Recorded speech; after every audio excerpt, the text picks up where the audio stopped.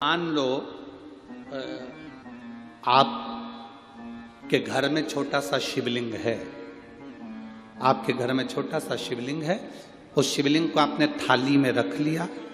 थाली में रखने के बाद में गूंज रहा है आवाज। थाली में रखने के बाद उस थाली में शिवलिंग को रख लिया, आपने उसको स्नान कराया। थाली में भी अगर शिवलिंग रख रहे हो तो उस शिवलिंग का जो दिशा है वो उत्तर की होना चाहिए। भले आप मंदिर में पूरा पश्चिम में बैठे हो, आपके घर का मंदिर तो पूरा पश्चिम में ही होगा। आपके घर का मंदिर कहाँ होगा? पूरा पश्चिम में। पर शिवलिंग की दिशा कहाँ रखना है? उसकी जलाधारी की दिशा कहाँ रखना है? जम के बोलो जरा। उत्तर। आप मंदिर में पूरा पश्चिम में बैठो, आपके घर के मंदिर में आप पूरा पश्चिम में बैठ के पूजन करो, क्योंकि आपका मंदिर पूरा पश्चिम ही होगा। ऐसा कोई घर नहीं जिसके घर के अंदर मंदिर पूरा पश्चिम में नहीं है। आप पूरा पश्चिम में बैठो, पर शिवलिंग को थाली में भी रखो तो उसकी जलाधारी उत्तर की होना चाहिए।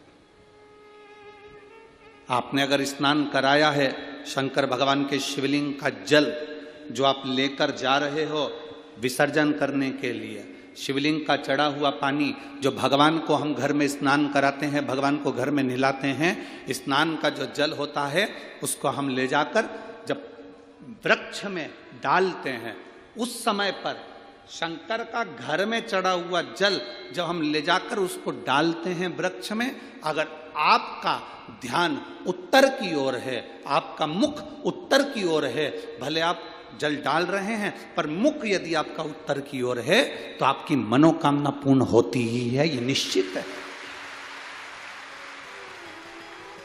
शिव जी का चढ़ा हुआ जल भले हमने अपने घर में स्नान कराया, भले हमने अपने घर में नहलाया, शिवलिंग को अपने घर में स्नान कराया, पर उसका जो जल नहलाने के बाद सब भगवान जब नहा लिए, अपने शिव जी को नहला लिया, वो जल रखा है, पूजन अर्चना सब हो गई, बाद में आप पूजन पे से उठे, उस जल को लेकर गए, आपने जो विसर्जन किया उस जल को आपने पेड़ पौधे में डाला, वो जल उत्तर, भले आपका वृक्ष कहीं पर भी हो पर आपका मुख उत्तर का है और आप उस जल को, शंकर के चढ़े हुए जल को आप पेड़ पौधे में डाल रहे हैं, मतलब आपकी राहें खुल जाएगी और मंजिल तक आप पहुंचोगे जरूर। ये निश्चित